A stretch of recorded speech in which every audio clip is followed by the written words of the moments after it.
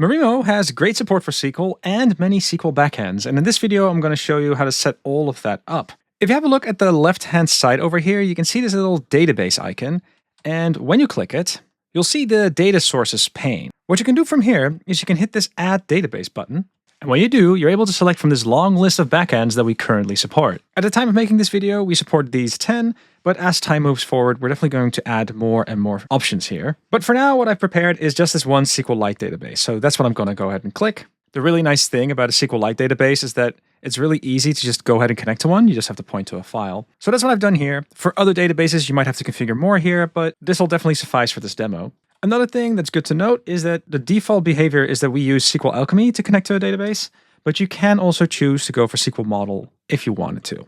I'm gonna go ahead and hit this Add button now. And when I do, you'll notice that this extra cell appears over here. In the cell, I'm importing SQL Alchemy, and I am making a database connection. Now, notice what happens when I run this one cell over here, and in particular, pay attention to what happens in this data sources pane. You'll now notice that there's a SQLite engine that we're connecting to, and I can also dive a bit deeper here. I can open up this SQLite DB file.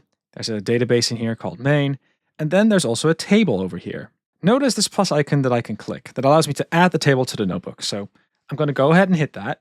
And when I do, a SQL cell appears down below over here. Cells in Marimo are typically Python cells, but you can also have SQL cells as well as Markdown cells. And what I can do is I can write SQL to my heart's content in this cell. And notice what happens when I run this. The view you get over here is the same one you get when you render a table from polars. You're able to download, you're also able to make subsets, but there is something extra here that you can find at the bottom of the cell. Now, one thing you can do is you can choose to hide the output. And it can be a sensible thing to do if you're just interested in running this SQL and then passing the resulting data frame on to the next cell. Speaking of which, you are able to take the result of what's computed here and store that in a variable. The output variable, per default, is set to a hidden variable. When there's an underscore in front of the variable, Marimo just kind of ignores it.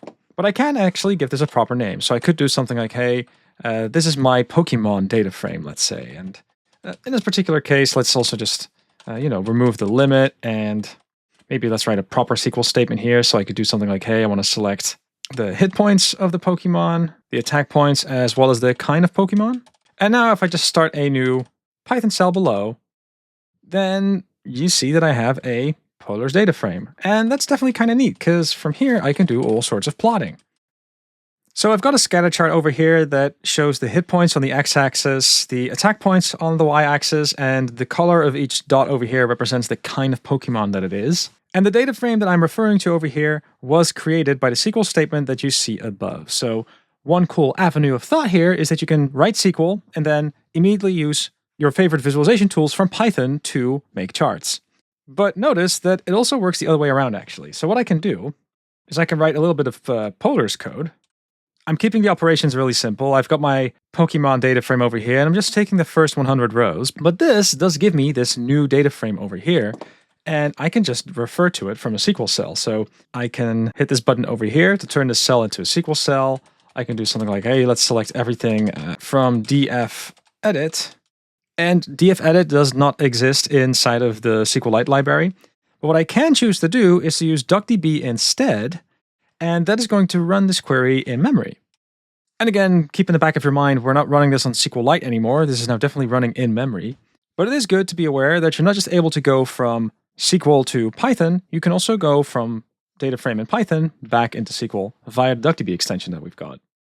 There's one extra feature that's good to be aware of when you're writing SQL over here, and that is that you can still mix and match and interact with the UI elements that Marimo natively supplies. So I've got a little drop-down menu over here, and this allows me to select the kind of Pokemon I'm interested in selecting. And you can refer to it by using these curly brackets inside of your SQL, and it's very similar to normal Python. You have to refer to the variable that has your UI element, and then you got to pick the value in this case. But from here, everything is very much reactive, so I can change this to electric, and the table would update. Now, finally, before I wrap up this video, there's one extra feature that I think will be good to know about, and that is that if you really love writing SQL, you don't necessarily have to always connect to a database like I showed before. It's great to connect to one, especially if your data is in it, but if you have a local CSV file, then via DuckDB, you can also just directly point to that. You can really just say select star from pokemon.csv and that'll just go ahead and work.